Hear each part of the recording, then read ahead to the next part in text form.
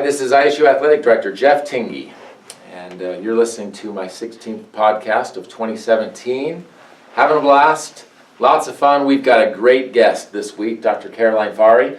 For everyone who knows her, it's Smitty. Smitty. And Smitty, welcome. Thank you very much. I'm excited to be here. Yeah, you know what? I've known Smitty for a long time, and we were just talking about this.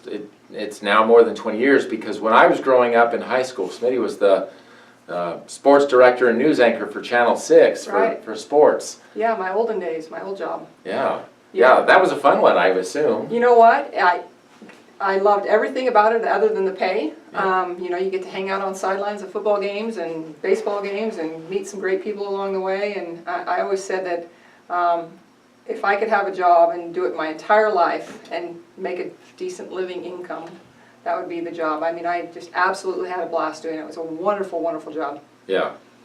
Well, that's good, and it was a good one. It kind of helped you transition to where you're at now.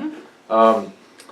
I'm going to let you talk about yourself and give us a background, and maybe as part of that background, you can tell us, you know, how you got from that to being a professor here at the University. Dr. Faure, or Smitty, and maybe you can tell us about Smitty, is a professor in the Sports Science and Physical Education Department, and is, as of a week ago, has become the university's Faure, which is the faculty athletic rep. Yeah. So. Well, I guess we'll go back to the olden days. I'm a graduate of Boise High School. I ended up playing basketball at the College of Southern Idaho right out of Boise High. And then I transferred to the College of Idaho. College of Idaho was a fantastic school. I played soccer actually there.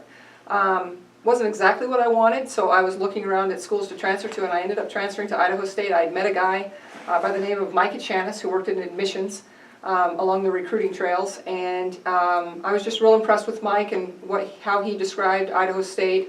And I had also met Nancy Graziano in my sophomore year in college at CSI when I was playing basketball, and she was coaching basketball at the time. And so I just, you know, I had really good, fond feelings about Idaho State. So I ended up transferring here, did my undergraduate degree here at Idaho State, went to work in television for about 9 years after that, finished my master's degree, and then I finished my doctoral degree also here at ISU. So 3 degrees from Idaho State.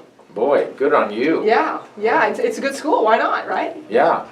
So you eventually got into teaching. You're a professor here at the university. Right. How did you get to that? Is that something you always wanted to do, or? You know, I had some family friends back from my Boise High School days and CSI days by the name of Pat Charlton and Cheryl Charlton, and they were all educators in their family, and they kind of adopted me and kind of took me under their wing, so to speak. And they had always told me, you're going to be a teacher, you need to be a teacher, you need to be a teacher. And I thought, no, I don't want to be a teacher.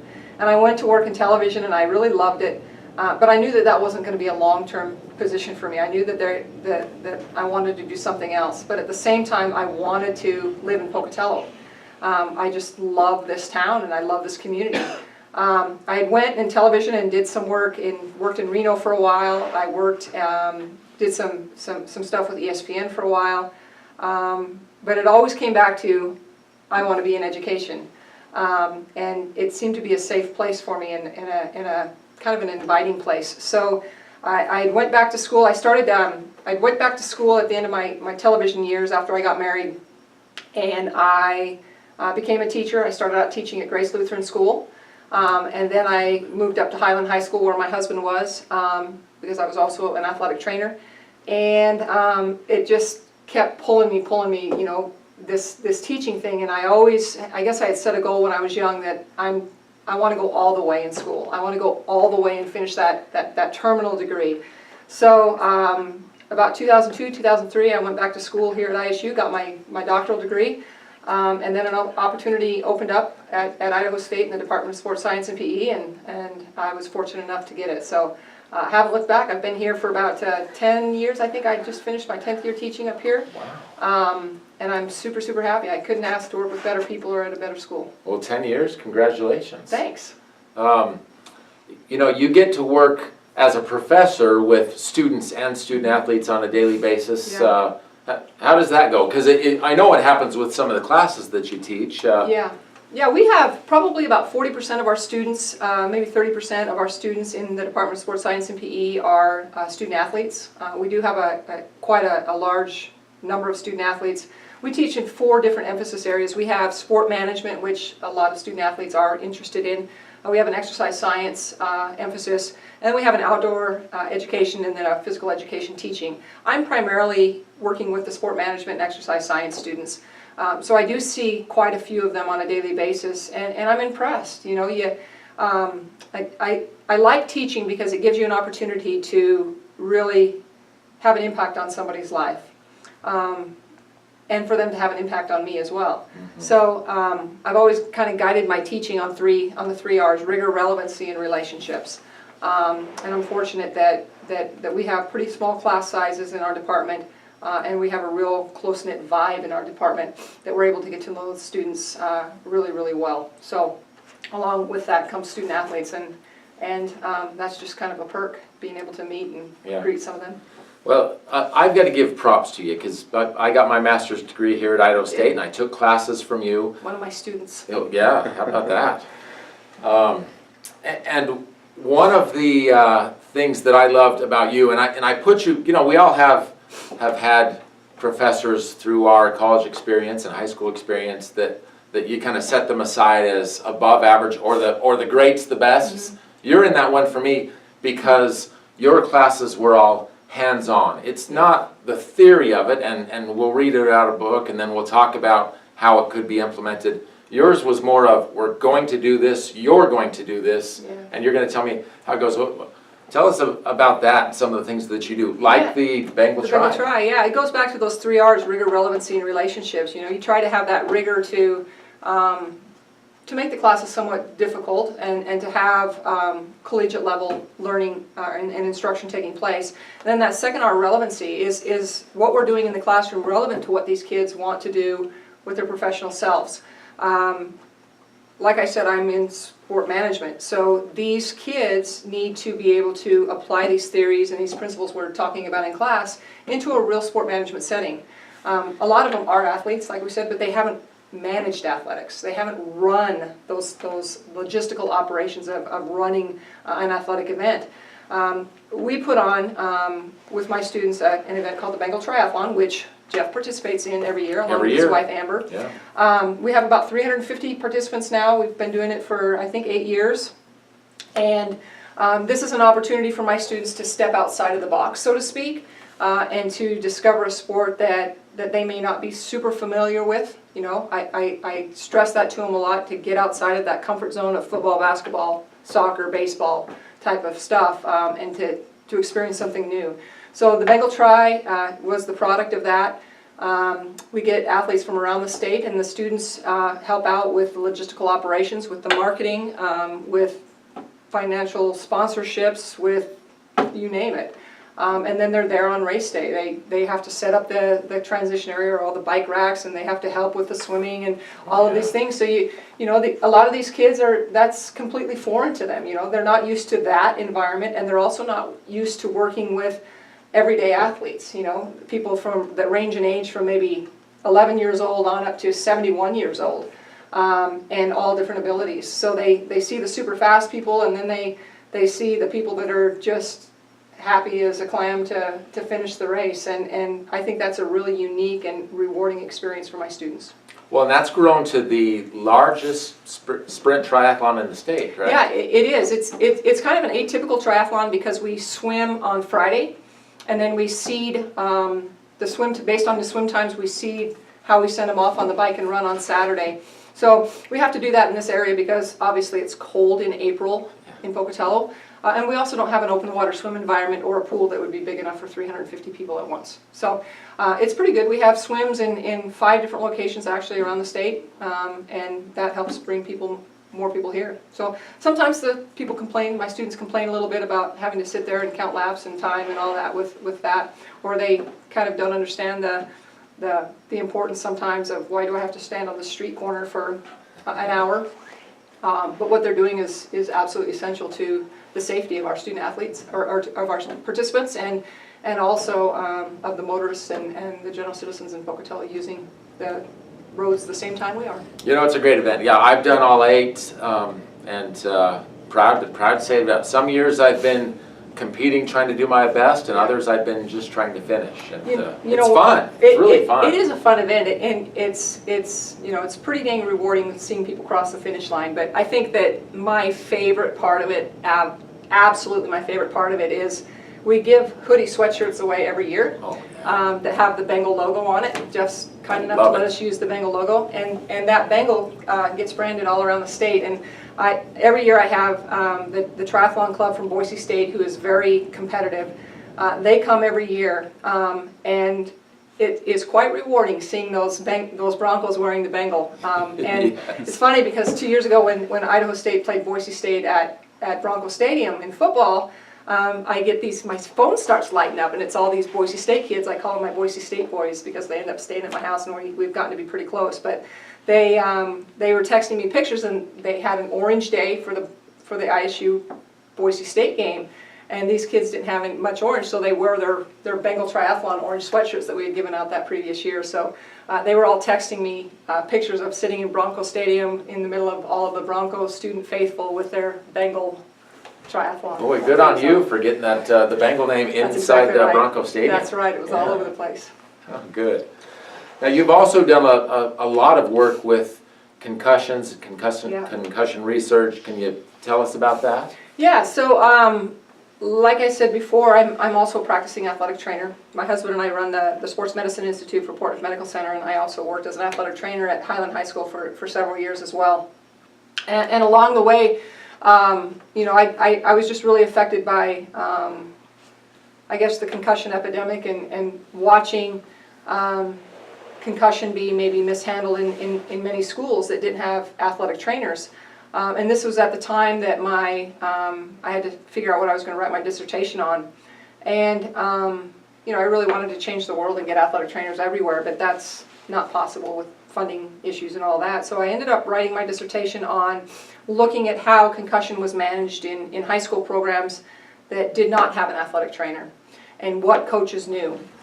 So from that, it just kind of snowballed, and I was fortunate enough to get lots of grants when I came here to Idaho State. We started a concussion awareness program, and keep in mind this was 15 years ago, really 15 years ago, when nobody was talking about concussion the way we are now. It was really a taboo subject. And so we started a concussion awareness campaign, and we got the word out. And like I said, it's been my primary research line, working with concussion policy and concussion advocacy.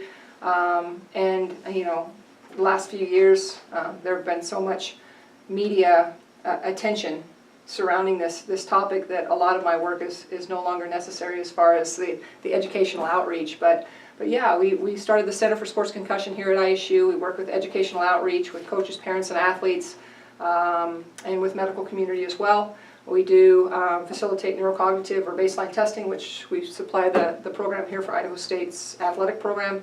And then we continue research. So I have about 18, 20 peer-reviewed publications that I've published relative to the topic as well. 20? About that, yeah. I remember that first one I was so scared. I'm like, how do I get published and how do you do this? And you get that rejection your first time and you're like, oh, I suck. But you know, it was something that you just get more comfortable as the time goes, and you keep writing and you try to keep the studies relevant, I guess, to what needs are. So I'm not really a physiologist. I don't consider myself that at all. But I'm more a practical, a researcher that deals with the practical application of concussion management and appropriate policy and planning in schools and sport programs. Boy, that's great. Well, for all of our listeners, and I mentioned this at the beginning, Smitty has recently been named as the faculty athletics representative for the athletic department. What that means, and it's a position that's not very well known. Smitty reports directly to the president. There's only a few people on campus that report directly to the president, and you and I are both. And you represent the university's academic integrity of athletics to the president and to the faculty, and also the well-being of the student athletes, whether that's mental well-being or health or physical or whatever that may be. I know you're just brand new into this, and you did go to one small training a couple weeks ago, but What, and I guess one more thing is every Faure is different. They all have different duties based on their level of experience, based on their expertise. What do you think will be your area that you'll take in this? First of all, I'm really excited to do this. This is something that I think fits me pretty good with my interests in academics and in athletics, and so I'm absolutely honored that President Bayless asked me to fill this role at the university. It's a role, as you know, that's required by NCAA rules. You know, I'm really getting a handle on what I'm going to be doing. I went to the NCAA rules seminar last week in Indianapolis and just learned a ton there. I know I will be working with the academic certification of student athletes, working closely with our compliance director and our compliance department and our academic advising folks to ensure that there's a healthy balance, I guess you could say, between the athletics and the academic side. So that can range anything from the time management with the student athletes to, you know, the psychological aspects of what's involved with being a student athlete and a student. So I intend to do that. The other thing I really want to do, I think, is my primary goal, and it's kind of vague, but really be that person for the student athletes. Be that safe place that they can go if there are issues that are arising for them, both athletically or academically, that they can bounce stuff off of me and have me to go to. I think that's probably my main goal, and again, it goes back to that relationships thing, that third R that guides me as a teacher. So that's that, but along the way, you know, there's the not so fun parts of the job, I guess, where you have to deal with the potential for violations or you know, academic eligibility and those things. But I'm really hoping that those things, and I anticipate that those things will play a very minor role as I figure out my role as the faculty athletics representative. Well, with your background, with your expertise, that's one of the things we're really looking forward to, because you already have a relationship with many student athletes. They already look up to you. They already know that you can be trusted. Yeah. And now you can be a sounding board. You can be a confidant. You can. Sure. You know, and I think it's more than that. I think it's, I do have a positive relationship with the student athletes that I do know. There's a ton that I don't know. But I also feel really comfortable in the relationship I have with the athletics staff, with you, and with the rest of the administration.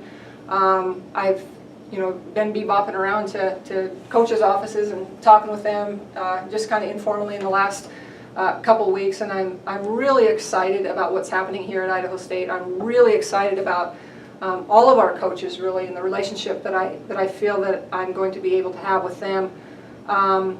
And then, you know, just that I'm embedded in this community and just understanding that that it takes a village, you know, and I hope I can be a positive link with all of those, and at the same time fulfill my role in being the president's eyes and ears, I guess, with our athletic programs and our academic programs.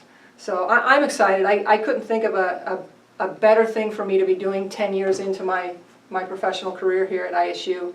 I hope it lasts for a long time.